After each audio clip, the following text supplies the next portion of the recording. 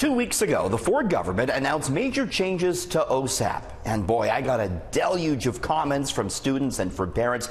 Many of them were upset that the government will now make students start paying interest on their loan as soon as they graduate.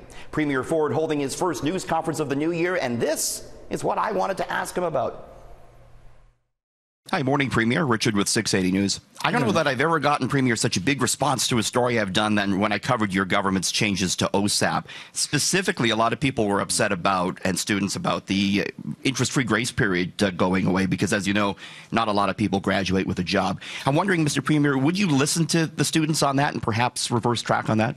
Sure. We're so proud about OSAP. We're the only government, think of this, the only government in the history of Ontario that reduce tuition fees by 10%. We're focusing on the most vulnerable families. So families before, my friends, and I bet you didn't realize this, but families that were making $175,000, their kids were going to university for free. So the Premier just told me families that had $175,000 a year in income, the kids were going to college and university for free. Is that true? No.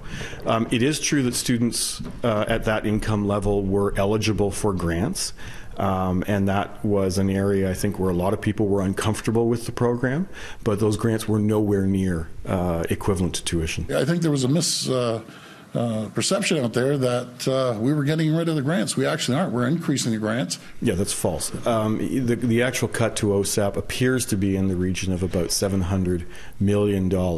I think what the Premier may be suggesting is that a greater proportion of the funds that are left in the grant program are going to low-income students. That does seem to be true, but the total amount going to grants is going down. The total amount of grants that every single student is getting, as far as I understand, is going down.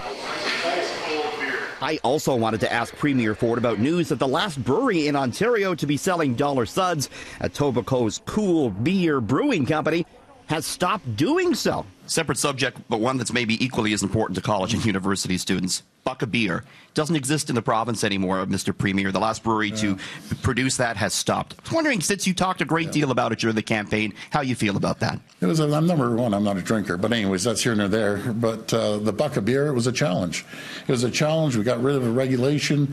A couple of companies took us up on it. I understand they're still going to go through long weekends. So it's no sweat off anyone's back.